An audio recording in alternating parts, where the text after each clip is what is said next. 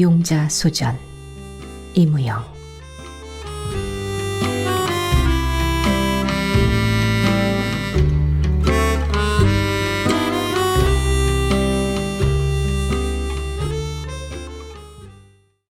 말을 해서는 안 된다는 경구가 책 속에 씌어있기는 한 것처럼 초록빛 부사견을 느린 책장에서 책을 나르기 시작한 후로에 용자는 말이 적어졌다. 원래 말이 적은 나이고 나이보다는 조숙하여서 철학자같이 침묵을 지키고 있는 용자라 단 하나뿐인 오랍 동생이면서도 1년 가야 서로 이야기하는 일도 없는 우리 남매였다. 나는 용자가 무엇을 생각하고 있는지 어떠한 취미를 갖고 있는지도 몰랐다. 그러다가 언젠가 나의 책꽂이에서 하이네니 바이런이니 하는 시집이 없어지는 것을 보고 이상히 여겼는데 그것이 용자가 빼가는 것인 줄을 알고서야 나는 용자가 문학의 취미를 갖고 있다는 것을 알았었다. 그러나 웬일인지 그 후로는 원래 말이 적은 아이기는 하지만은 도통 집안에서도 입을 벌리지 않는다. 낮에는 온종일 병원에 가서 처박혔고 밤에는 일찍 온대야 해가 진 후고 내가 못 보아 그런 게거니쯤 생각하고는 별로 이상히 생각지도 않았다.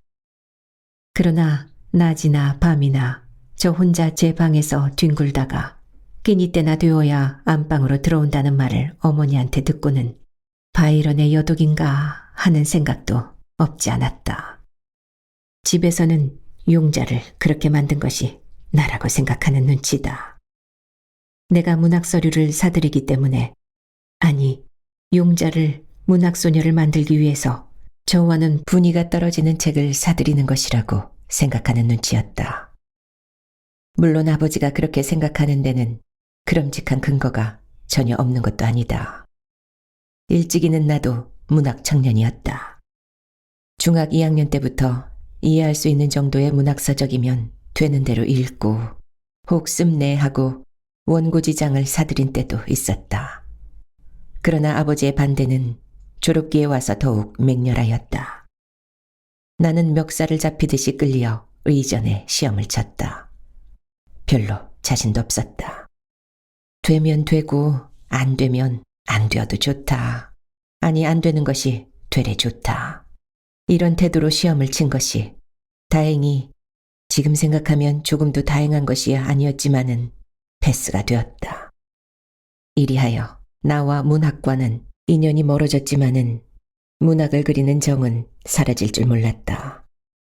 피뜩피뜩 신문이나 잡지에서 옛날 동창들의 이름이 발견될 때마다 그지없이 부러운 정을 느끼었다. 멀리 별을 따라가는 동무들을 저 밑구멍 속에서 바라보는 것 같은 하염없는 심사였다. 나는 실상 조금도 의학의 취미를 느끼지 못하면서도 너희는 문학이면 나는 의학으로 몸을 세우리라는 엉뚱한 패기로 의학에 몰두하였다. 그러면서도 혹시 장정이나 새뜻한 문학서류가 눈에 띄면 자기도 모르게 그것을 샀다. 말하자면 내가 문학서류를 사는 것은 읽기 위해서가 아니라 장서하기 위해서였다. 날로 날로 문학적 집안을 닦아가는 동창들에게 자랑하기 위한 책이었다. 봐라, 내게도 책이 있다. 언제든지 여유만 생기면 나도 너희들만한 지위를 얻을 수 있다. 이러한 자위 행동에서 생긴 것이었다. 그렇기에 책을 사다만 놓고 한 권도 통독한 것이 없었다. 시라면 몇 개, 단편이라면 한두 개 틈틈이, 그것도 시간 보내기 위해서 읽는 정도의 것이었다. 실상은 용자가 내 책상에서 문학서류를 빼다 읽는 것도 작년 봄에야 발견하였다. 그날만 해도 내가 하인의 시집 속에 5월의 노래라는 시를 찾아볼 일만 생기지 않았던들 지금까지 몰랐을지도 모른다. 한 권 빼가지고는 한 권 갖다 꽂는 터라 책장이 그렇게 눈에 띄게 되는 일도 없었고 한 달 가야 한두 번밖에 문학 서적만이 들어있는 이 초록 부사견이 느린 책장에는 손을 대지 않는 나였기 때문이다. 그러나 그 봄까지만 해도 나의 문고란 그지없이 빈약한 것이었다. 시집이 몇 권, 소설이 몇 권, 태서명시의 감상이니 세계문학 전집이니 하는 따위뿐이었다. 그럴 때 중학시대 동창인 비가 찾아왔다. 비는 작가로서 벌써 공고한 집안을 문단에 닫고 있는 사람이다. 그는 동반자 작가로 가장 촉망을 받고 있었다. 그가 나에게 문학서적을 사라고 권한 것이다. 그는 말했다. 그런 곰팡내 나는 책만 사지 말고 문학서적을 사게나. 나도 좀 얻어다 보게. 비의 욕심은 이것이었을 것이다. 한편으로 질투는 하면서도 비의 작품에 적지 않은 경의를 느끼고 있던 나는 비도 읽힐 겸 용자에게도 읽힐 겸 단번에 200여 원어치를 사들인 것이었다. 용자를 중심으로 아버지와 나 사이에 장벽이 생기기 시작한 것도 이때부터이다. 문학이란 할일 없는 위인들의 마작하는 것과 같은 것이다. 이 역사를 보더라도 문학이 성한 나라는 망해왔다. 일찍이 동경 유학까지 했다는 아버지가 이렇게까지 문학에 대한 이해가 적을까 하는 것이 나의 수수께끼였다. 용자도 아버지의 이러한 조전에는 몹시 머리를 앓는 눈치였다. 그처럼 입을 안 여는 용자가 하루는 나를 보고 아버지는 당신께서 동경 유학까지 하셨다는 것을 잊어버리고 계시는 것 같아요. 하고 격분한 일도 있다. 글쎄 참 어째 그러신지 모르겠다. 더욱 비군이 오면 그냥 화를 내시고 문학하는 사람이 그렇게도 미울까? 비군이야 인간적으로 본다면 참 사귀기 좋은 사람이 아닐까? 용자는 잠자코 있다가 이렇게 말하는 것이었다. 비씨가 문학을 한 데서가 아닐 겁니다. 아버지가 싫어하는 것은 싫어하는 게 아니지요. 무서워하는 것이죠. 문학이 아니라 문학에 종사하는 사람일 겁니다. 그건 어째서? 하고 나는 되물었다. 어째서냐고요? 그야 뻔한 노릇이죠. 비씨는 당국이 미워하는 사람이거든요. 용자의 말하는 횟수가 한마디 한마디 더 줄어갈수록에 집안에서는 큰 변이나 난 것처럼 떠들게 되었다. 전에는 그래도 제 직성이 풀리면 되나 안 되나 안방에 들어와 이야기도 하고 나이가 허락하는 한도에서는 애교도 피우고 하던 것이 요새 와서는 아침에 제 방에 들어박히면 저녁이 돼야 밖에 나온다. 아버지는 그것이 모두 나의 탓이라 하였다. 내가 용자에게 문학 서류를 권한 것이요. 비가 드나들면서 그 되지 못한 사상을 용자에게 부어주었기 때문이라고 하였다. 그러나 사람은 몇 가지 장기를 가지면 그것으로 족하다는 주견을 가지고 있는 나는 별로이 걱정을 하지도 않았다. 그렇다고 용자의 무언이 그렇게 칭찬할 만한 징후가 되지 못한다는 것만은 나도 시인하였다. 그래 병원에서 돌아오면 반드시 밥 어멈을 보고 걔 오늘은 어디 좀 나가던가? 하고 물어보고는 하였다. 오늘도 꼼짝 않으셨어요. 어멈의 대답은 대개 이런 것이었다. 나는 갑자기 용자의 무언에 커다란 공포를 느끼기 시작하였다. 아무 생각 없이 신문을 펴고 앉았다가 벌떡 일어났다. 홍, 박의 두 문학소녀가 정사를 했다는 기사가 사회면에 꽉 채워졌었다. 원인은 염세, 동기는 S라는 어떤 시인의 자살과 K라는 역시 어떤 소설가의 염세, 음독 자살이 그들을 그쪽으로 끈 듯하다는 것이었다. C신문은 그들이 동성연애에 취하였다고도 하고 D신문은 홍양이 실연으로 비관하는데 박양이 동정한 나머지 정사까지 하게 되었다고 각각 주장을 하고 있으나 동기나 방법이야 어떻든 간에 그들의 일상생활과 성격이 용자의 그것과 비슷하다는 것을 나는 발견했던 것이다. 나는 그 자리에서 신문을 착착 접어서 감추었다. 집안 식구도 식구려니와 나는 용자에게 그것을 보이고 싶지 않았던 것이다. 나는 일종의 위협까지 느꼈다. 20여 년 동안 데리고 있는 용자면서도 나는 도무지 용자를 모른다. 다만 어릴 때의 용자를 길러낸 우리 집의 교육 방법을 알 뿐이다. 그리고 용자가 꿈꾸기를 좋아하는 성격을 가진 흔히 그런 나이에 많은 계집애인 것을 알고 있을 뿐이다. 용자의 꿈은 집에서 길러준 것이다. 4대째 겨우 자식 하나로 대를 이어온 우리 집이다. 내 위로 누이 하나가 있다가 출가하고 하나만이라도 더 하고 그지없이 바라다가 내가 7살이 되자 터울이만 바라던 아버지는 한숨을 쉬며 단념하였다. 웬걸 내 팔자의 자식이 둘이랴 하고 아버지는 가끔 화를 내시었다. 나도 그런 것을 몇 번 보았다. 그럴 때면 어머니는 죄나 진 듯이 고개를 푹 숙이고 있었다. 그러다가 나가시면 어머니는 나를 붙들고 울었었다. 그러던 끝에 태어난 용자였다. 용자는 나보다도 귀염을 받고 자랐다. 셈을 하면서도 나 또한 용자가 귀여웠다. 커갈수록에 용자는 불란서 인형 그대로를 닮아갔다. 더욱이 눈이 그랬다. 자랄수록 말소리에서는 티가 없어졌고 쇠방울 소리처럼 명랑하였다. 애송이 꾀꼬리처럼 고왔다. 용자는 미의 화신인성 싶었다. 가장 아름다운 것의 어떤 부분은 코가 되고 눈도 되고 입도 되어 그 완성된 미에서 다시 곱고 고운 목소리가 빚어진 것 같았다. 재롱도 눈에 띄게 늘어가고 말주변도 동이 뜨게 자랐다. 그것은 마치 가장 위대한 예술가들이 모여 자기네의 장기대로 한 가지 한 가지 만든 예술품을 다시 종합시키어 만들어진 종합예술품. 이런 느낌을 용자는 보는 사람들에게 주었다. 갓나위. 이것은 아버지와 가장 친히 지내시는 이 박사가 지어준 이름이다.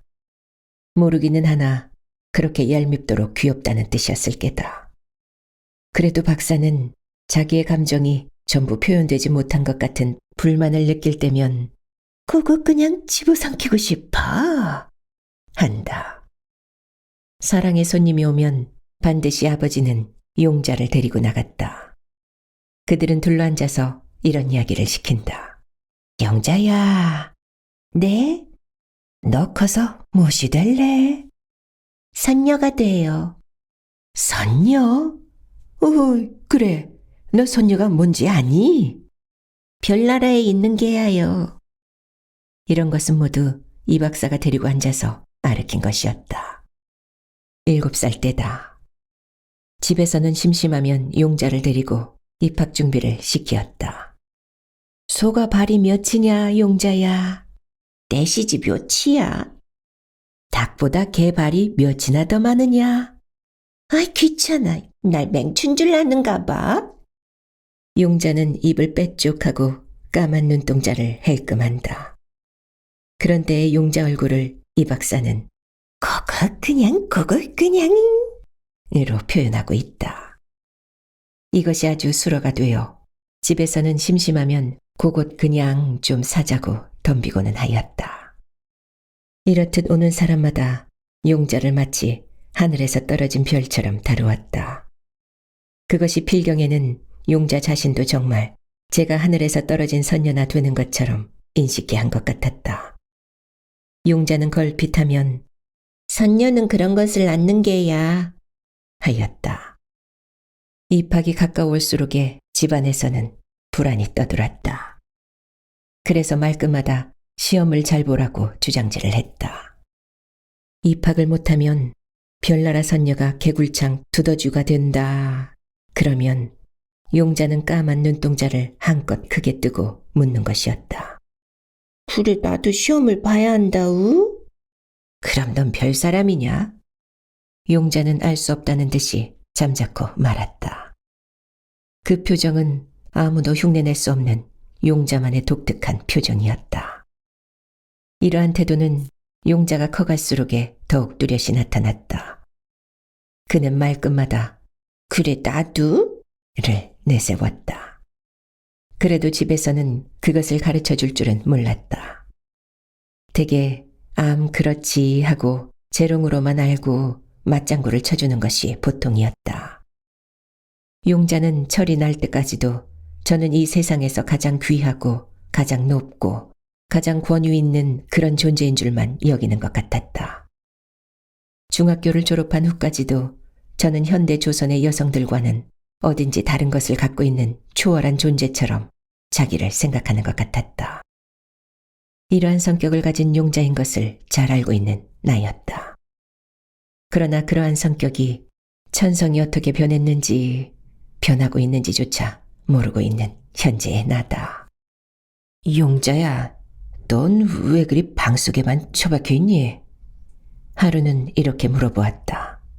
구름 한 점 없는 하늘이 높다랗게 얹힌 푹 익은 가을날 아침이었다. 그럼 어떡해요?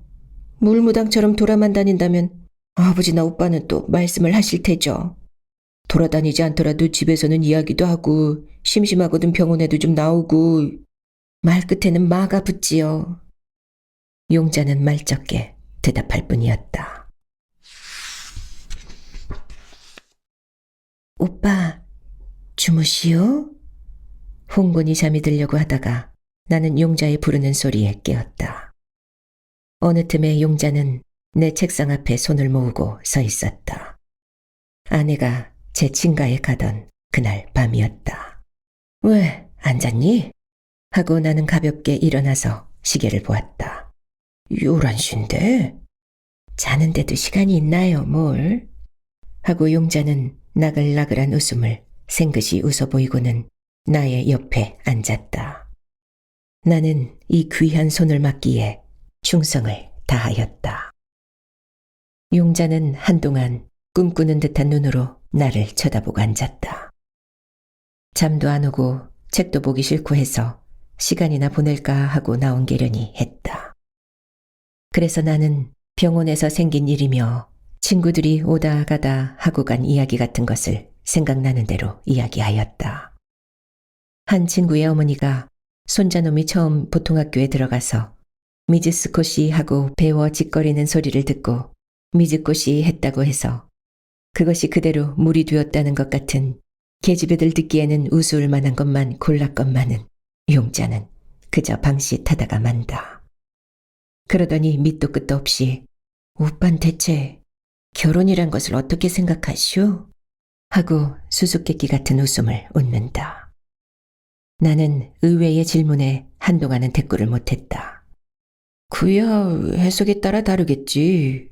도대체 무엇을 묻는 게냐, 응? 용자는 어떻게 생각했는지 우두커니 앉았다가 행 하는 소리를 내고 그럼 그런 얘긴 그만두셔요, 오빠. 그건 또 무슨 당차는 소리냐? 나도 용자에게서 다음 이야기가 나올 때만 기다리고 앉았으려니까. 그럼 난 가우. 붙들 새도 없이 휙 일어나 나갔다. 이렇게 한번 길을 터놨으니까 하고 나는 굳이 붙들지도 않았다. 며칠 후에 아내가 돌아왔기에 그런 이야기를 했더니 아내도 놀라는 눈치였다. 그러더니 실상은 오빠한테는 자기 말을 절대 말라는 부탁이 있었다는 뒷다짐을 하고는 지금까지 내가 모르던 이야기를 이것저것 꺼내었다. 아내 말 같아서는 용자는 가끔 혼자 운다는 것이었다. 외출하는 날짜는 한 달에 평균 4, 5차. 용자는 무슨 말끝에선가 현재 나의 생활이 너무도 부르주아적이라는 것을 비난한 일까지도 있었다고 한다. 그래, 그런 말까지 합니까? 하고 나는 놀랐다. 해요, 꼭 한번. 오빠도 좀 더 괴로워보지 못한다면 돌팔이 의사로 늙을 것이라고. 히, 그러고 빚이요. 왜 소설 쓰는 빚이 말씀해요? 글쎄 알아. 비를 내가 모를까 봐서 줄을 다는 게요. 비씨하고는 조이 가깝게 지내는 것 같더군요. 찾아다니기도 하는지는 몰라도 가끔 서신왕복쯤 있는 줄은 나도 알고 있었다. 그렇지만은 비군을 그렇게 칭찬한다든가 가끔 선물 같은 것을 보낸다든가 한다는 것은 아내에게 듣고서야 처음 알았다. 학생 때 어떤 의학 전문학교 학생이 쫓아다니어서 죽겠다고 이야기는 하면서도 뒤로는 몇 번씩 찾아도 다니고 일요일이면 산책도 했었다는 내게는 금시초문인 이야기를 하고는 요새 갑자기 결혼이라는 것을 생각하는 것 같은데 누구를 상대로 하시는 겐지는 모르겠어요. 이런 이야기도 했다.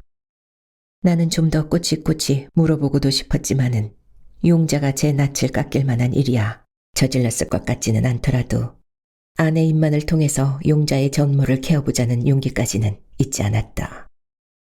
그래서 B씨하고 결혼하실 의사가 아니신지요? 하고 아내가 다시 이야기를 시작하였을 때 나는 그저 글쎄 하고만 말았다. B가 도스토예프스키 전집을 한 질 사지 않겠느냐고 왔을 때 나는 슬쩍 가끔 용자한테 좀 놀러오지 하고 말을 비춰도 보았지만은 B에게서는 그럼직한 기맥도 발견하지 못하였다. 그래도 아마 그만한 나이로 아니 현대 조선 여성에게는 용자 씨가 모든 점으로 보아 가장 높은 수준에 놓여질걸요 하고 추는 것으로 미루어 보아 B가 용자에게 호감을 갖고 있다는 것만은 알아차릴 수 있었다. 결혼할 의사는 하고 물어볼까 말까 하다가 그만두었다. 용자의 결혼에까지 말참견을 하기에는 나는 너무도 용자를 몰랐기 때문이었다. 며칠 후에 나는 용자를 끌고 산책을 나왔다. 한강에라도 하고 나오다가 갑자기 어제 간호부들이 밤가지를 꺾어들고 돌아오던 생각이 나서 안양으로 노정을 갈았다. 우리는 풀 쪽으로 걸어갔다. 중간중간에서 알 한 번 밤을 따다가 욕도 2번 먹었다. 그래도 그것이 어쩐지 재미가 났다. 풀 쪽에서 밤가지를 사들고 천변을 끼고 내려오다가 안양에서 농장을 한다는 시인 H와 소설가 M을 만났다. 저희가 M이지요? M하고 H하고는 형제란 말도 있더군요. 용자는 이런 이야기를 하며 한번 H가 어찌 키가 작던지 자기네 동무 몇지 뒤를 따라가며 애게게 하고 놀려주었다는 등 이야기를 하며 돌아보고 웃고 하였다. 우리는 여러 가지 이야기를 하였다. 문단 이야기며 나의 친구 이야기며 용자는 용자대로 저희들 동무 이야기, 그 중에는 나도 몇 번쯤은 만나서 아는 아이들의 이름도 가끔 튀어나왔다. 선로 앞에서 포도를 사 먹을 째는 생활 이야기가 났다. 아니, 내가 기회를 보아 생활로 화제를 돌린 것이다. 이윽고 나의 이야기에 귀를 기울이고 있더니 용자는 포도송이를 살그머니 놓고 생활말이 났으니 말이지만은 오빠도 생활을 좀 고치실 필요가 있지 않은가 해요. 서슴는 기도 없이 이렇게 말하는 것이었다. 생활을 고치다께? 나는 일부러 물었다. 오빠 생활은 너무 지나쳐요. 찬을 해먹는다든가 값진 옷을 해입는다든가 부리는 사람을 둔다든가 하는 것이야 하루 이틀에 고칠 것도 못되고 또 그만한 의식이 없으면 못할 일이라 하더라도. 그래? 또 예를 든다면 새순물을 떠놓란다든가 구두를 닦으란다든가 좀 더 나가서는 부리는 사람을 아범이니 어머니니 부른다든가 첫째 오빠들어 서방님이라고 부르는 소리를 오빠 친구가 왔다가 들을까 겁이 나요. 나는 잭소리도 못했다. 이런 비난은 지금까지도 여러 사람한테 들어온 터였다. 한번 S라는 친구가 놀러와서 술을 나누다가 어머니 서방님 하고 부르는 소리에 내가 왜 그러느냐 하고 대답했다가 S한테 뺨까지 맞은 일이 있었다. 그때 용자도 옆에서 보았으니까 그때 말은 차마 꺼내지도 못하는 모양이었다. 오후차로 우리는 올라왔다. 손 아래 누이한테 책망을 듣기는 하면서도 이렇게 흉금을 털어놓고 이야기하게 된 것이 나로서는 기뻤다. 화신에서 저녁을 먹고 나오다가 용자는 B씨는 왜 결혼하지 않는데요? 이런 소리를 힘도 들이지 않고 불쑥했다. 낸들아니 했다가 하기야 모르긴 모르지만 마땅한 사람이 없어서 못하는 것이겠지. 그러고 눈치를 슬쩍 보았다. 용자는 무표정하였다. 용자는 조심스럽게 고개를 돌리어 사방을 휘돌아보고는 다시 말을 잇는다. 저기요, 제가 B씨한테 동물을 하나 소개할까 해요, 오빠. 동물을 소개한다? 그건 왜? 왜라니요? 용자는 손을 가리고 웃었다. 왜란 말은 잘못했다고 그제야 나도 깨달았다. 비와 결혼했으면 좋겠다. 이런 이야기를 꺼내고 싶었으나 차마 정면으로 꺼내기는 거북스러워서 그러는 것이라고 나는 단정하였다. 서로 존경하는 사이요. 또 그만큼 호의를 주고받는 바에야 결혼한데도 좋다고도 생각하였다. 아니, 아버지가 반대하더라도 용자와 나만 우긴다면 그렇게 어렵지도 않으리라고 나는 그 순간에 생각까지 했다. 그래서 나는 이렇게 물었던 것이다. 그럴 것 없이 너 비군과 결혼하면 어떠냐? 저하고요? 뜻밖의 용자는 벌쩍 뛴다. 비군에게 소개할 만한 동무라면 너와도 자별한 사이일 깨고 자별한 동물을 권할 만큼 비군을 알았다면 그것으로 족하지 않느냐? 나는 이렇게 고등기를 푹 쑤시었다. 그래도 용자는 고개를 짤레짤레 흔들며 그건 오빠 오해지요. 절대 그건 아니에요. 비씨한테 동무는 권할 수 있어도 저의 적임자가 아니에요. 그만큼 비씨를 믿기도 해요. 믿기는 하지만 도시 모를 소리다. 제 몸을 맡길 만한 자리는 못 되지만 친한 동무는 권한다. 그래요. 그렇다 하고 나는 걸음을 멈추었다. 황혼도 짙었지만 불 없는 자동차가 마침 앞을 뚫고 지나갔다. 나는 다시 걸으며 물었다. 그럴진데 거기 반드시 이유가 있겠구나, 응? 이유? 그야 있지요. 말할게요. 그 이유는 B씨가 너무 가난하다는 것이겠죠. 말하자면 돈이 없는 탓이죠. 뭐야? 네 입으로? 하고 나는 또 딱 섰다. 그럼 저니까 이런 말을 하죠. 너니까 그런 말을 한다?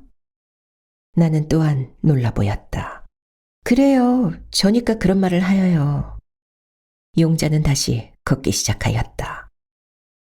계명 앞을 지나도록 우리는 한마디도 말을 건네지 않았다. 계명 앞에서 용자는 전차를 탈 듯이 하다가는 오빠, 사과나 좀 사가지고 갈까요? 하고 넌지시 나를 쳐다보더니 나의 대답을 기다리는 기색도 없이 그대로 과일 가게 앞에 서서 이것저것 값을 따지더니 사과와 배를 각각 한 봉지씩 사든다. 그러더니 별로 나더러는 가자는 말도 없이 그대로 회작회작 앞을 서간다. 나는 용자의 과일 봉지를 받아서 손에 들고 밤나무 가지를 용자에게로 넘겼다. 집에 온 때는 의수히 어두웠다. 두 남매가 나란히 들어오는 것을 보고 어머니는 그지없이 기뻤다. 마루 끝에 나란히 앉아서 세수를 하고 방에 들어가 보니 겸상이 놓여 있다. 용자와 겸상은 처음이었다. 어렸을 때는 한상에서 밥도 먹었고 찬을 가지고 악다구니를 한 적도 있지만은 전란 후로는 이것이 처음이다. 예, 밥 먹자. 나는 누이의 손을 끌듯이 청하였다. 밥을 먹는 동안에도 나는 머릿속에서는 아까 길에서 들은 용자의 말이 주책 없이 머리를 들고 일어섰다. 나의 생활을 비난하고 나의 의식을 조롱하는 용자. 비의 불온한 사상에 공명을 하여 그를 여지없이 존경하고 있는 용자. 그 용자로서는 하고 싶어도 못할 말이었다. 나는 용자를 모른다. 모르기는 하지만은 그가 나보다 한 걸음 앞선 진보적인 사상을 갖고 있다는 것만은 잘 안다. 나의 생활이 너무 부르주아적이라고 비난한다는 소리로 미뤄본다든지 나의 초록빛 부사견을 느린 책장에서 한 권 한 권 없어지는 책 이름을 들어보더라도 용자는 확실히 나를 한 걸음 앞섰다. 아니, 현대 조선 여성 중에서도 용자는 모든 점에서 뛰어날 것이다. 입으로는 소위 이상이니 인격이니 하는 것을 식은 죽 먹기로 노닥이면서도 한 사람도 그 위대한 이상을 살리는 이해를 얻어보기가 드문 지금의 조선이다. 그 중에서 용자는 확실히 모든 점에서 초월하였다고 나는 생각해온 터이다. 아까 네 말은 도시 못 알아듣겠는데. 저녁상을 물리고 사과를 벗기는 하얀 손을 내려다보고 앉았다가 나는 이렇게 용자를 건너다 보았다. 용자는 사과 벗기던 손을 쉬고 차근차근히 나를 뜯어보고 다시 칼을 놀리더니 두 번째 나를 뜯어본다. 그러고는 엉뚱하게 나글나글한 웃음을 띄우더니 못 알아들으시겠어요? 하고 또 한번 생긋이 웃는다. 글쎄, 나는 어떤 생각으로 그런 말을 했는지 모르겠지만은 난 듣기에 퍽 분위가 뜬다. 나는 담배에 불을 또 한 개 붙이었다. 가령 네가 보통 다른 아이들과 같다면 그렇게 말하는 것이 당연하겠지만은 내가 생각하기에는 너는 적어도 너만은 그런 말을 안 하리라고 생각했다. 그런 소리는 철없이 날뛰는 아이들이나 할 소리 같이 나는 생각했는데. 마치 어른들에게 상서나 할 때처럼 나는 조심조심 이렇게 말했다. 용자는 그래도 잠자코 앉았었다. 사과덩이가 쟁반을 굴러서 떨어졌다. 용자는 사과를 깎던 그대로의 포즈로 한동안 앉았다. 꿈을 막 깬 듯한 대글대글하는 눈동자는 거미줄 같은 응시를 나의 얼굴 어느 구석인지 쏘고 있다. 오빠, 나는 대답 대신에 눈을 커다랗게 떠서 보였다. 오빠, 말씀 잘하셨어요. 나는 그것이 진담인지 빈정대는 말인지 구별치 못했다. 그래서 우두커니 앉았으려니까 용자는 눈을 두어 번 깜짝한다. 그 사품에 눈물 두어 방울이 삐져 흐른다. 오빠만이 나를 그렇게 해석했을 뿐 아니라 나 자신도 그렇게 생각하고 있었어요.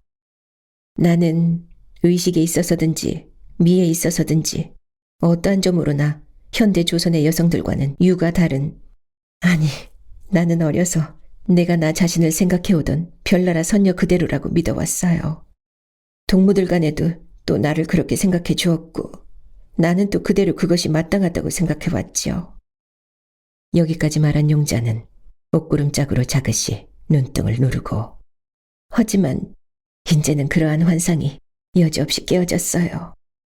나는 나의 동무들과 조금도 다른 데가 없는 그네들과 같이 아주 평범한, 말하자면 과도기의 사회에서만 볼 수 있는 여성인 것을 최근에 와서야 발견하고 있어요. 그건 어떤 점에서? 모든 점에서. 학교를 졸업할 임시예요. 그때면 모여 앉아서 이야기하는 것이 모두 졸업 후에 어떻게 한다는 것이죠. 대개는 결혼이고 다음이 유학. 그러나 그렇게 모인 자리에서 내놓으라고 나서서 이야기하는 아이들은 누구나 나만한 행운아가 있으랴 하는 자부심을 가진 아이들이죠. 결혼을 해도 어떤 대학 출신 아무개라든가 어느 학교 교수 아무개라든가 음악가니 미술가니 동무들의 선망을 받을 만한 상대가 아니면 이야기를 하지 않았어요. 이렇듯 뽑혀진 행운아들의 자랑을 들을 때도 나는 남들같이 부러워한다든가 시기를 한다든가 하는 생각은 털끝만치도 없었어요. 대학 출신인 약혼자도 없었고 동경이니 아메리카니 하는데 유학을 갈 만한 형편이 못 되는 것을 알고서도 나는 너희들이 암만 그래도 나만은 못하리니 하는 생각이 들었었어요. 그것은 어려서부터 어머니와 아버지가 길러주신 그 별나라 선녀라는 인식이 다 큰 오늘날까지도 나를 지배하고 있었기 때문일 겁니다.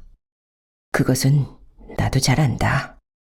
나는 사죄하듯 천천히 말했다. 어렸을 적에 그 소위 선녀의식이 너를 지배하고 있는 것을 볼 때마다 나는 어떤 불안을 느껴왔다. 어떤 때는 네가 저만을 위하라고 고집을 핀다든가 무엇이든지 저만이 잘한다고 뽐낸다든가 하는 태도를 볼 때마다 죄는 어머니나 내게 있으면서도 그것이 몹시 못마땅해 보이는 때가 많았었다. 그러나 그것도 너의 장래를 생각했기 때문이었다. 저것이 저대로 걷다가는 나중에 어찌 될꼬 이런 불안이 늘 나를 위협했었다. 그러고 그때가 닥쳐온 것이다. 용자는 아무 말 없이 사과를 집어 벗기어 쌍둥쌍둥 접시에다 썰어 놓는다. 하지만 난 조금도 그때가 온 것을 슬퍼하지는 않아요. 이렇게 일찍이 나 자신에 대한 인식을 새로이 하게 된 것이 한편 생각하면 설프기도 하지만은 기뻐요. 모든 사람들이 우러러볼 별나라 선녀가 아니라는 것을 발견한 그 순간에는 밤을 새워 울었어요. 그러나 기왕 별나라 선녀가 아니고 또 못될 바에야 하루라도 일찍이 그런 자기도취에서 해탈하는 것이 얼마나 나 자신을 위해서 축복된 일인지 모른다고 생각했어요. 선녀는 못됐지만은 이제부터는 인간이 된다는 희열까지 느꼈어요. 선녀가 된다는 것은 로맨틱한 꿈이더니 인간으로 해탈했다니까 지금까지 경험해보지 못한 절박한 감이 새로 솟아나더군요. 용자의 이야기를 듣고 있는 동안에 용자 자신은 너무나 평범한 용자라는 것을 내세우지만은 나는 또 나로서 용자에게서 새로운 비범을 발견하였다. 연애, 결혼, 사회, 인생 모든 부분의 용자는 언급하였다. 문화주택이나 피아노나 꿈꾸고 있을 용자 또래 나이로 그만한 견해를 갖고 있다는 그것이 벌써 용자의 비범이라고 나는 생각하였다. 그리고 그 뛰어난 비범을 발견하면서 나는 또 별나라 선녀를 꿈꾸고 있을 때 시대의 용자에게서 봤던 것과 비슷한 불안을 느끼는 것이었다. 용자와 마주 앉아서 그의 이야기를 듣고 있는 동안에 나는 그야말로 별나라 선녀와 이야기를 하고 있는 것인지 나의 누이 용자를 데리고 앉아서 이야기를 하는 것인지 분간하기가 어려워졌다. 별나라 선녀가 용자인지 용자가 별나라 선녀인지 별나라 선녀가 되담한 것이 용자인지 어수선하였다. 그것은 마치 어려운 수수께끼를 풀고 앉았는 것 같은 심경이었다. 10월 23일. 결혼은 연애의 무덤이다. 그러나 연애란 바바리 곤두선 사람들의 손장난이다. 울음 우는 사람을 보고 울지 말라는 사람처럼 쑥스러운 사람도 없지. 울음이란 인간 생활의 한 토막이니까. 10월 20일. 담배라도 피우고 싶은 오늘의 하루다. 담배란 누가 만들어낸 것일까? 초월한 사람이? 그렇지 않다면 자포자기한 사람이? 아니지. 초월한 사람이 만든 것은 다르겠지. 그리고 자포자기한 사람이 즐겨서 창아내는 것은 술이고. 담배란 회색 안개에 쌓여 자욱이 내어다 보이는 인생의 길을 턱을 괴고 앉아서 응시하던 사람이 만들었을 게다. 맑은 연기. 담배란 좋은 것이야. 하지만 담배에 연기란 것이 없다면 담배도 술과 같고 말 게다. 파란 담배 연기여. 10월 25일. 돈이란 반드시 여성이 만들었을 게다. 그것도 별나라 선녀처럼 아름다운 여성이. 돈이 동그랗게 생긴 것도 여성이 만든 탓이겠지. 여성은 돈에서 나서 돈으로 돌아간다. 돈이라는 것이 없었다면 여성은 이 세상에 살아갈 재미가 없다고 자살할 것이다. 남성이란 여성을 위해 산다. 그 증거로는 그들도 돈을 존경한다. 지전이란 돈은 그래서 남성들이 만든 돈이겠지. 10월 27일. 장개석, 공군 토벌을 또 성명. 어울리지 않는 중국의 돈키호테요. 10월 30일. 다 그만두고 결혼이나 할까 보다. 11월 1일. 종일 눕다. 그러나 잔 것은 아니다. 자지 안 자던 것도 아니다. 자려고 애만 쓰다가 못 잔 것이다. 칼로틴 2차례 밤에 비에게 편지를 쓰다. 아니, 썼다가 찢다. 인제 쓸 필요도 없겠지. 그 원하는 딴 남이 됐으니까. 여기까지 읽다 말고 나는 책을 탁 덮어놓았다. 웬일인지 더 읽어볼 용기가 나지 않았다. 이것이 이제 20고개를 넘은 계집애의 일인가 했다. 제 사생활에 대한 기록이 혹 없는가 다시 2장 넘겨보았으나 없다. 10시가 지났었다. 동무집에 놀러 갔더라도 거반 돌아올 시간도 됐겠고 해서 그대로 나오려다가 그래도 하고 다시 서너 장 넘기니까 언뜻 결혼이라는 두 글자가 또 눈에 띄인다. 나는 그 조목을 또 훔쳐 읽어보았다. 날짜는 11월 며칠이었다. 진이 다니아는 날 좋아하고 나는 또 에텔카가 좋다네. 에텔카는 그이가 좋다던데 그이는 또 진이 다니아만을 사랑한다니. 그가 좋다는 그 여자가 그를 좋아하고 그 여자가 존경하는 그가 또한 그 여자를 사랑한다면 오죽이나 좋으리. 그렇건만 생각지 않은 사람에게서 사랑의 끈이 던져지고 사랑하던 그에게서는 싫어하던 사람과의 결혼 통첩장이 날아온다. 이것이 모든 사람에게 주어진 소위 운명이란 것이겠지. 그래도 이 서글픈 희극을 가리켜 사람들은 즐거이 결혼이라는 이름으로 부르고 있다. 그날 밤 나는 늦도록 잠이 자지지 않았다. 용자는 12시가 넘어서야 돌아왔다. 밖에서 미안하니 어쩌니 하는 계집아이들 목소리가 나는 것을 보면 동무들이 집에까지 데려다주고 가는 모양이었다. 아내를 깨워서 저녁에 사들고 들어온 사과와 과자를 내어보면서도 나는 모르는 채 했다.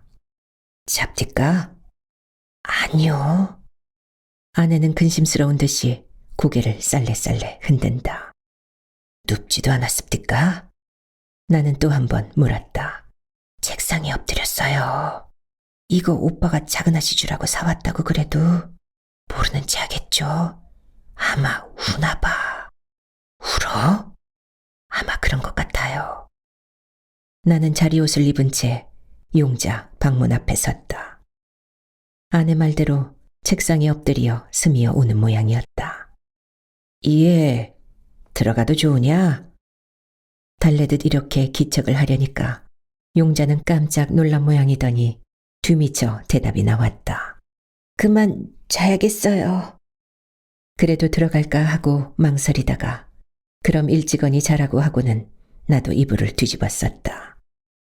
아내가 무언이 묻는 말에 대답하기가 귀찮기 때문이었다. 그랬더니 이번에는 오빠 주무시오? 하는 용자의 말소리가 되레 내 방문 앞에서 났다. 내가 못 들은 줄 알고 아내가 옆구리를 쿡쿡 찌른다. 오빠 주무시오?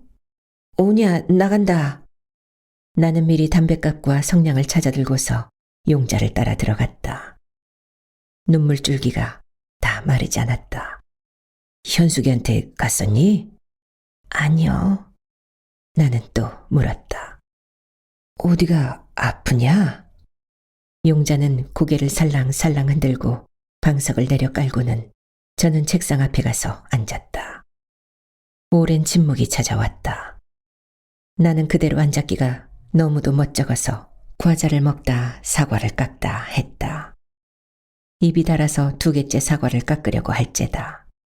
오빠 하고 용자는 내려앉듯이 몸을 일으켰다. 비씨 혹 만나보셨어요? 그래. 언제쯤요? 그저껜가 그저껜가? 뭐라고 내 말 하지 않아요? 아니. 사실 비는 그날 와서 한 30분 다녀갔을 뿐이었다. 어떻게 보면 말을 꺼내려고 몹시 망설이는 눈치도 같았으나 저와 나와 단둘이 있는데도 그대로 일어서는 것을 속으로는 의아하면서도 내 억측이었거니 했을 뿐이다. 아무 이야기도 없어요? 용자는 내가 기이는 줄 아는 눈치다. 아무 얘기도. 왜? 무슨 일이 생겼니? 아니요. 그럼? 용자는 잠잠했다. 나는 용자와 비 사이에 어떠한 알력이 생겼다는 것만은 아까 일기에서 본 것과 종합해서 짐작했다. 용자와 비 사이라면 결국은 결혼 문제가 아닐까 했다. 왜? 비군과 사이에 무슨 문제라도 생겼니? 그래요. 하고 용자는 순순히 대답하였다. 문제라면 결혼 문제겠구나. 그 말에는 잠자코 있다가 언젠가 내가 B씨한테 여자를 하나 소개한다고 그랬죠? 그래. 그것이 어쩌다가 틀렸어요. 틀리고 나서는 문제가 제게로 옮겨왔어요. 나도 처음엔 B씨와 결혼할까도 했더니 지금 와서 생각하니까 내가 얼마나 엉뚱한 아이라는 것을 알게 됐어요. 그건 또 어째서? 내가 B씨와 결혼하려고 했을 때는 적어도 나는 B씨를 잘 안다고 생각했고 또 나 자신은 내가 잘 알고 있다고 생각했었어요. 그랬지만 지금 와서 가만히 생각하니까 그것은 내가 그전에 별나라 선녀가 되려고 하던 그때와 똑같이 어리석은 공상이라는 것을 발견하고 있어요. 첫째, 나는 B씨의 그 씩씩한 진보적인 사상에 공명하고 나 자신 공명자라고 자인했어요. 그리고 B씨에게 재산이 없다는 그것을 되레 자랑으로 생각해왔어요. 기쁨으로도요. 사랑은 돈으로 살 수 없다. 그리고 나는 돈이라는 것을 초월했다.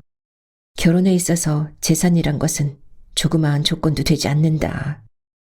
이런 것은 현대 여성 전부의 상식이 되어 있습니다. 이런 말을 못하거나 않는 아이들은 동무한테 조롱을 받아요. 나만 해도 그랬어요.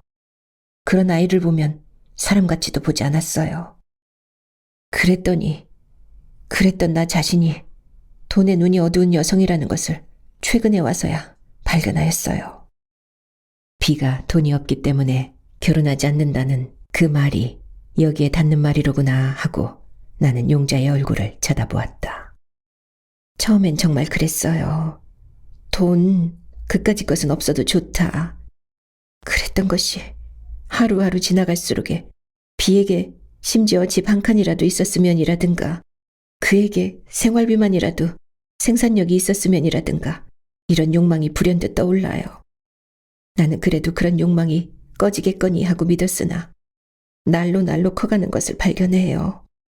혹 동무집에 갔다가 살림 사는 것을 보고 와서는 심지어 집만이라도 하는 욕망이 이제 본능적으로 나를 지배하게 되고 말았어요. 그야 인간의 본능이니까 그것이 비군과의 결혼에 장애가 될 것이 없잖느냐. 그리고 비군만 하더라도 그만한 것을 깨달은 너고 보니 이해도 해줄 것이요. 그러한 심정을 툭 털어놓고 이야기한다면 되레 탐탁할 것 같은데. 그것이 소위 기분이라는 게지요. 로맨티즘이라는 게지요. 우리 동무 중에도 이 기분에 속은 사람이 많아요. 단순한 로맨티즘인 것을 아주 진보적인 사상이나 되는 것처럼 과대평가해가지고 자기는 돈을 초월했다든가 학벌을 초월했다든가 스스로 믿고는 아무 생각 없이 결혼했다가 얼마 후에야 그 위대한 무섭게 진보적이라던 사상이 단순한 관념이요 로맨티즘이었다는 것을 발견하고서 허덕허덕하는 것을 여러 번 보았어요. 그런 것을 본 나로서 또 나의 그 무섭게 뛰어났다는 그 사상이 관념이라는 것을 알고도 그런 잘못을 되풀이하고 싶지를 않거든요. 그만하면 나도 알겠다. 하고 나는 누이의 머리를 쓰다듬으며 말했다. 듣고 보니 그야말로 용자 아니면 못할 말이었다.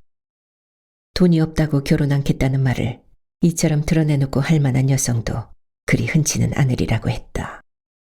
그리고 또 이만큼이나 생각하는 여자라면 B와 결혼해도 큰 잘못은 일으키지 않으리라고 생각되었다.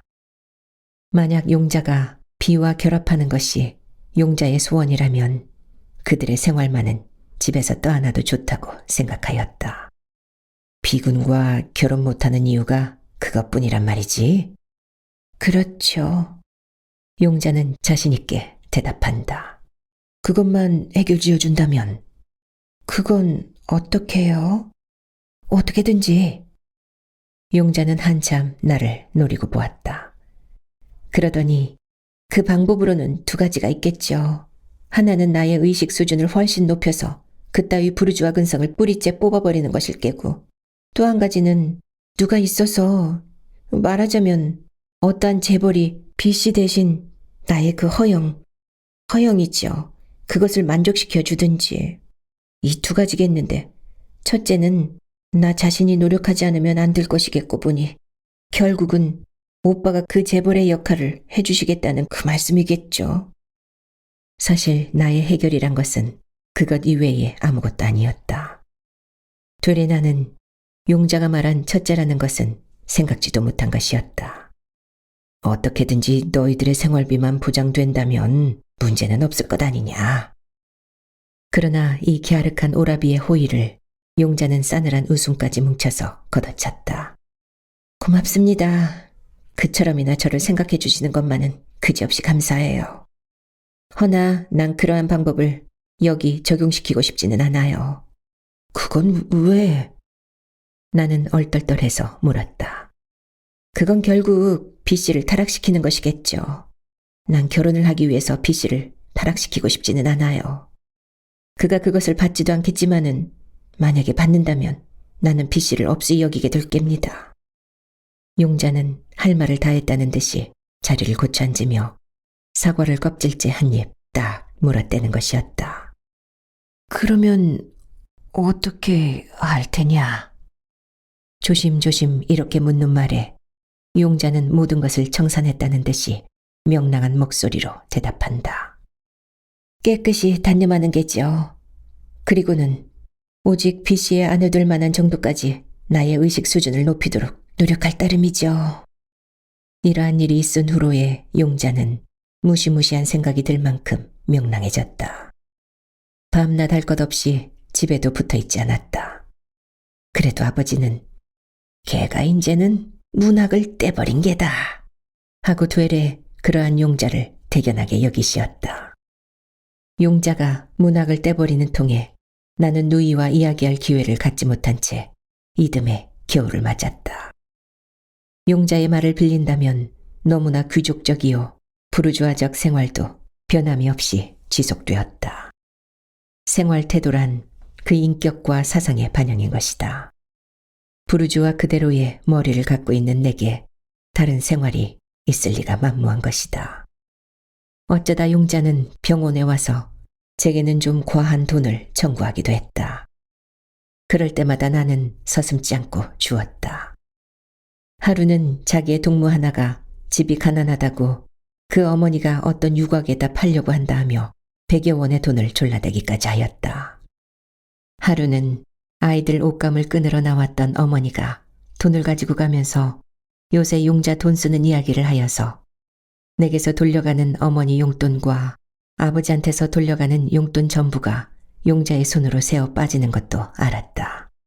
걔가 그렇게 써요? 나는 의아했지만은 내게서 가져간 돈 이야기는 하지 않았다. 당초에 어디다 쓰는지 모르겠더구나. 오늘 아침엔 아버지도 그러시더구나. 아마 아버지한테서는 이달에만 돈 10원이나 착실히 갖다 쓴 모양이더라. 뭐 사오는 것도 없죠? 없지. 나는 이래서는 안 되겠다고 그제서야 생각이 들었다. 지금 집에 있겠죠? 아니다. 마포째 이모댁에 가서 어제도 안 왔다. 오늘도 안 오건 좀 나가봐야지. 커단 것이 맥가랍시 왜 가있다니. 그때 간호부가 전화가 왔다고 알렸다. 누구요? 모르겠어요. 종로라 나쁘던데요. 전화는 뜻밖의 종로서 박 형사한테서 온 것이었다. 내가 박진문인 것을 다지고는 당신의 누이 동생 이름이 무엇이냐고 묻는다. 왜 그러십니까? 가슴이 덜컥 내려앉으며 물으니까. 박용자라는 여자가 무슨 사건으로 여기 와서 있으니 곧 좀 오시오. 수화기를 내던지듯이 하고 나는 종로서로 달려갔다. 사건은 해외에서 들어온 어떤 청년에 관련된 것인 듯하였다. 여러 가지 방법으로 면회를 청하였으나 이루어지지 못했다. 그러다가 사흘째 되던 날이다. 박 형사 주선으로 겨우 면회실에서 용자를 보는 순간 이따위 짓을 해가면서까지 비와 결혼을 해야 하는 거냐? 고 고함을 쳤던 것이다. 그렇건만 용자는 매서울 만큼 침착해서 요염하게까지 보이는 웃음을 띠고 이렇게 대답하는 것이었다. 아니에요, 오빠. 비를 떼어버린 지가 언제라고요. 난 비를 따라가려다가 그만에 지쳐버렸지요. 글 쓴다는 자들은 결국 고집밖에 못하겠더군요. 원고지에다가는 엉뚱한 패기를 보이지만 딱 큰일을 당하면 자라모가지처럼 패기가 쑥 들어가나 봐. 나는 하도 어이가 없어서 아무 말도 못하고 우두커니 서서만 있었다.